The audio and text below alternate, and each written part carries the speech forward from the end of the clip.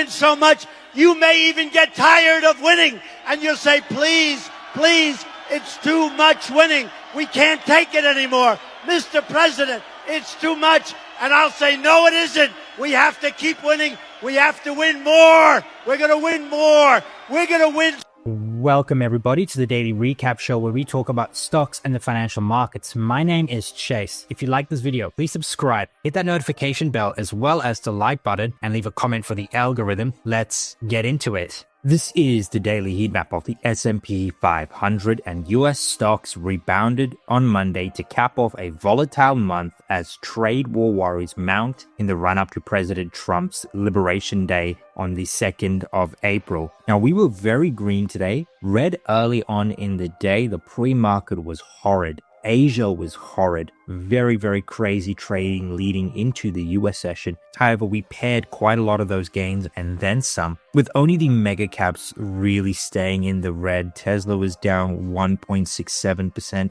Amazon was down 1.28%. We saw selling just shy of 1% in Microsoft, and then Nvidia and AVGO were down 1%, but very, very tempered gains, which were offset by big moves in Apple, a flat Google and Meta. Netflix was down 0.14%, and then very mixed price action in the rest of hardware, in the rest of software. Other than that, an extremely bullish days, especially off the lows. Had you bought the lows right here, you'd be sitting in deep profits, especially in some sectors like financials, utilities, energy, and staples. Those were the best performing sectors, all returning in excess of 1% today. Gold was up 1.44%, and we definitely did see defensive sectors at the top of the heap, but so too did we see cyclical sectors. Financials right here, energy up 1.2 and 1.09%. Based on where we were in the pre-market, if you said we were going to have every single sector green, the S&P 500 up 0.73%, I definitely would not have believed you at all today. And it really was a broad market story. I mean, small cap, large cap, mid cap growth were all down today, with large cap growth the most, down 0.81%, mid cap growth down 0.35%, small cap growth down 0.68%. They lost. Every other factor segment gained. Core and value in every size segment, large cap, mid cap, small cap, all gained, with small caps gaining the least, but still a green day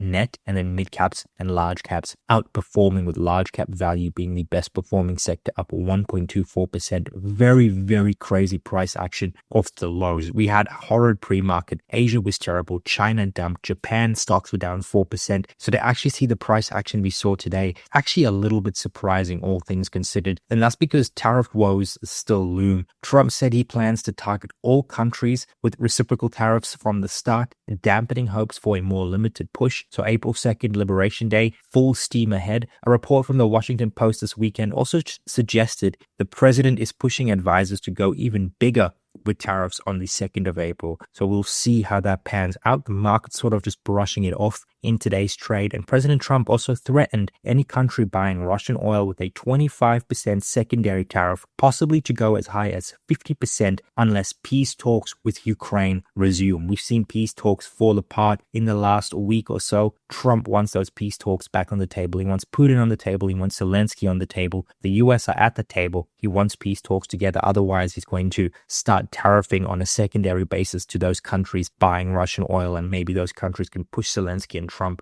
to meet in the middle. With tariffs as well, we saw a busy week in second-hand used car dealerships. Now, afraid buyers are rushing in to purchase cars ahead of Trump's tariffs, particularly used cars. And I think what we're going to have to do is, when we look at the CPI, the PCE, the retail sales, we're probably going to have to exclude the auto section, because that's probably going to lift up those sales by a lot. So looking at X autos, it's going to be the name of the game for the next couple of months. As a result, Carvana was up 2.28%. Very, very strong move. And the truth is, the used car market is going to go ballistic because of tariffs, and Carvana is going to benefit the most from that. Now, CoreWeave, guys, they IPO'd last week, down 7.3% today, below that $40 mark. And I think this is what you're going to see from this name. A lot of price consolidation and a lot of price discovery around this $36, $40 area as the market decides what's happening with the AI trade. We also got a new IPO today, Newsmax. It IPO'd at $10, opened at $14 right here. It was up 700%, closing the day at $83, a little bit lower in the after hours, but a blockbuster IPO. But Newsmax, sort of like a competitor to Fox News, is officially public right now. And in the second channel, FinFluential Media, we might just cover their financials and the overall IPO. And then Celsius Holdings was up 5.8% today. It got an upgrade from Truist Bank, noting that the Alani new acquisition put it in a great spot in the female energy drink market, looking for some upside. They value shares at close to $40 per share. And then today we saw 2,400 advances, 3,800 decliners. So still market breadth and not all there, but we saw inflows in the NASDAQ 100 and the New York Stock Exchange throughout the day. The S&P 500 finishing positive on the day, but market momentum continues to remain sour, although we did see an improvement in most of the averages from Friday to today. For example, 20% to 25% here in the 5-day moving average.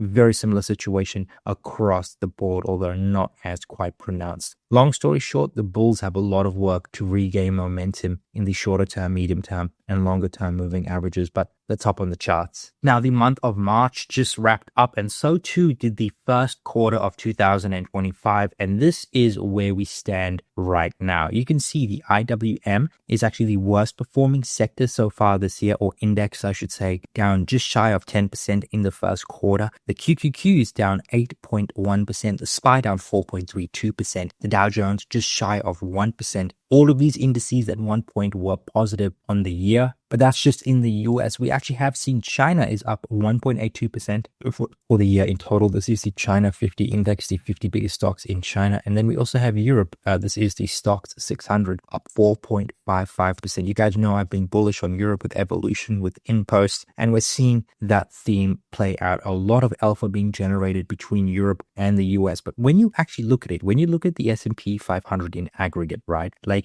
things are not really falling apart. In the first quarter, down 4%. I know it does look ugly. There's a lot of concern. But based on all the fear that we've seen, you'd think we'd be down like 10, 20% for the quarter or for the year. No, we're only down 4%. So it has been pretty ugly. Don't get me wrong, but I think when you look at it in aggregate, not as bad in the S&P 500 and the Dow Jones as well. Different story here in the Qs and the IWM. That's pretty ugly for the quarter as a whole, but major setback, looking for major comeback. Let's actually look at the last month, however, just the month of March, because this is the official month, just closed out today. Tomorrow is the 1st of April. And you can see China actually the best performing here on the month, up 0.9%, the China 50 index. We see Europe actually falling here on the month. So even Europe couldn't get out of its own way with the selling, down just shy of 4%. The Dow Jones down 3.34%. And you can see that a lot of the selling in these indices actually occurred here in the month of March. So January, February were kind of up to flattish months. The S&P 500 down 5%. The IWM, the Qs down 6%. So the majority of the selling coming here in March, as the market just got more uncertainty with regards to Trump, the economy, as the economic data has weakened, as inflation has come in slightly hotter than expected. This all happened in the month of March. That is why we saw quite a dramatic sell-off. And you can see it was very, very linear returns. We took lower lows. We sort of made a low year in mid-March, and then we kind of, for the most part, traded sideways. There were ups and there were downs, but we're at about the exact same place that we were sort of around the middle of March at these lows right here. Some indices a little bit lower, some a little bit higher net at about the same level. And all in all, I think you definitely want some exposure to China. You definitely want some exposure to Europe, but I definitely would not be selling US stocks at this point right here. This looks like a very, very bullish move off the lows, especially when you look at everything in aggregate. The S&P 500 gained 0.5 percentage point. The NASDAQ 100 was actually flat today. We are seeing a little bit of negativity here in the after hours, and the IWM did take it on the chin, down 0.48%. But look at the RSP, up 0.83%. The broader market, especially in the large cap space, that value trade we keep talking about, outperformed 0.8. And we also saw profitable mid caps, profitable small caps do very, very well today. Guys,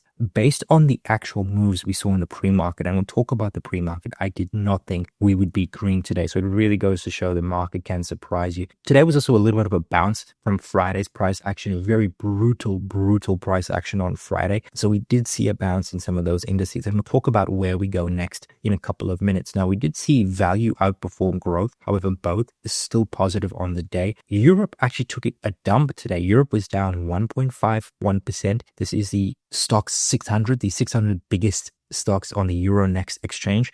If we compare that to the S&P 500, the S&P 500 was up 0.55%. So we could actually see a little bit of a divergence, because if you ask me, it does look like the market has priced almost everything in with regards to the uncertainty around tariffs. I think from here, the convexity is to the upside, especially if we do get certainty come April 2nd or in a couple of days. The dollar gained, yields fell, and as a result, bonds gained. Bitcoin kind of flat year today. It actually had a huge move off the lows. At one point, Bitcoin was down in a very big way. To actually see it flat on the day, that's very, very interesting. And then gold, the best performer today, up 1.28% above the 3,100 range. Very interesting. Silver at the $34 range. And then because of the geopolitical tension with regards to what's happening in Ukraine and Trump trying to get a peace deal, those tariffs, we saw crude and nat gas jump as a result. Now, the S&P 500 looking like it's trying to find a low at the exact same low we made just a couple of weeks ago. So you could see we put in a very big wick. The buyers came in. Now, we did make a lower low on a wick basis, but not on a closing basis. We actually closed in the upper quadrant of the negative gamma zone. We're still in negative gamma, and this type of volatility is what you actually get in negative gamma. When you're in negative gamma, you're below this yellow line, which is the gamma flip, and dealers hedge their books, right, by selling into weakness and buying into strength. And that is why we get these very volatile moves like we saw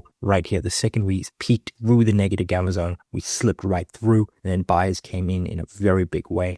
And so dealers sort of trade with the trend. It's how they have to hedge their books, especially with regards to sold and bought options and and what the market is doing in retrospect. Nonetheless, if we look at the candle, right, this is a very bullish candle. Even if you include the gap down, we gap down, put in a low, at price discovery at the put support, came in a very strong way, and then moved higher. We actually moved above the close on Friday. That's why we had a positive day. We did see a little bit of selling here at the top end of the range, but the bulls' work is very, very simply cut out for them tomorrow. What the bulls need to do for tomorrow and probably for the rest of this week is continue to make the move to the 56-55 area, the gamma flip, and retake it. If they do that, we will go higher. However, if you see very clear resistance here at the gamma flip, we probably will move low. So what I would expect tomorrow is continuation to the upside to the gamma flip, and then we'll use this as the next resistance and support zone. That is what I'm expecting. And the bears. Now, the NASDAQ 100, very interesting. It actually made a lower low.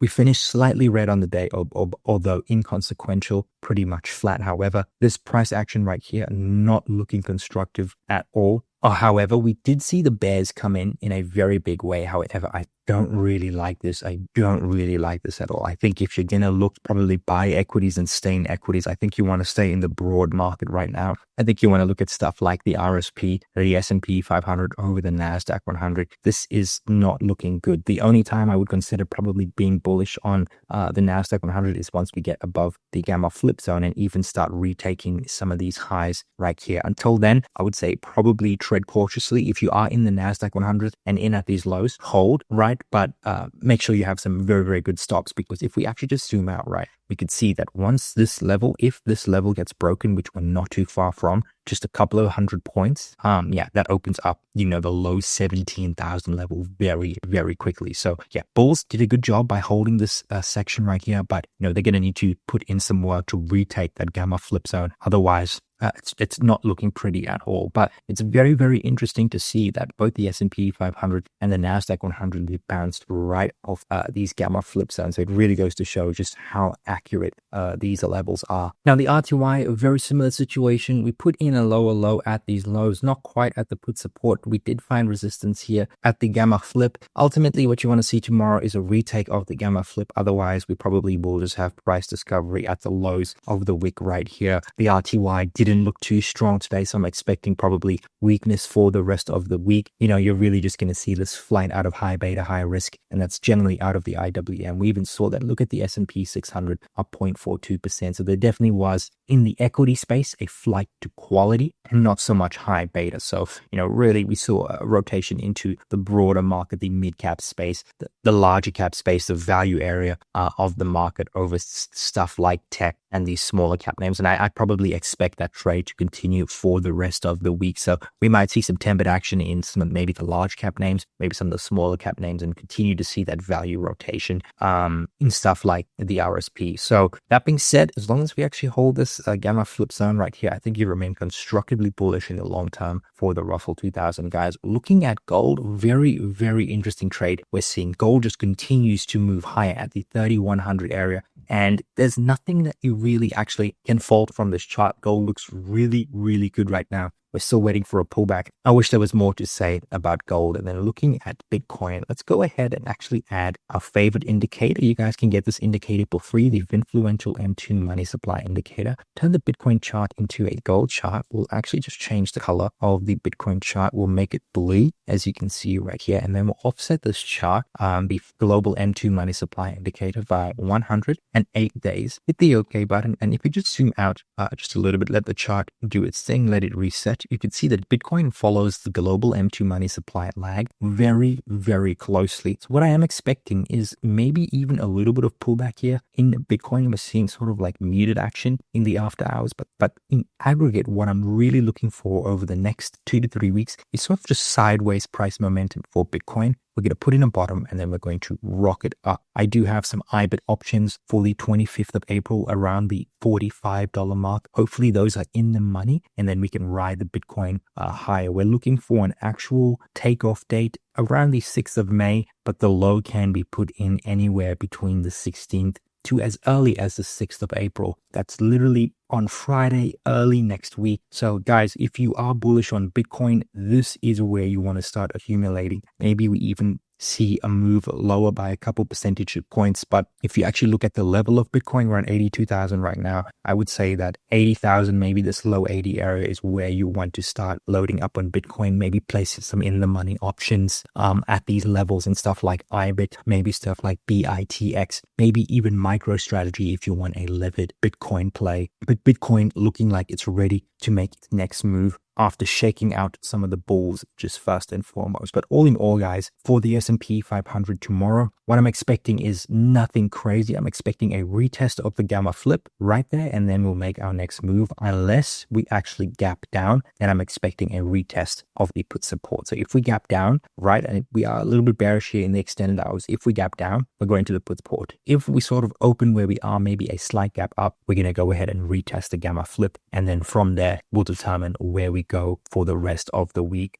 So in other words, what I'm saying is don't try and predict what's going to happen. Wait for tomorrow's open and then react. Let's talk about sentiment. This is the weekend poll we put out every single week. And today I asked a question: how are you feeling about the S&P 500 upcoming this week? 53% of you guys were bearish, very bearish stats. 31% of you were bullish. 16% of you were neutral. The super majority of you guys are bearish, and for good reason. Market has pulled back. There's a lot of policy uncertainty, but this type of survey you generally want to take with a grain of salt. You probably want to take the opposite side, and there is good reason for that. If we actually look at this stat right here, S&P 500 performance in April when January was greater than 2%. In 2025, January returned 2.63%. And generally speaking, after a 2% January or greater, we tend to see very positive returns in April. This has happened 34 separate times. The average return was 2.63%, 29 wins, 4 losses, 2% moves or greater in April was 18 for 0.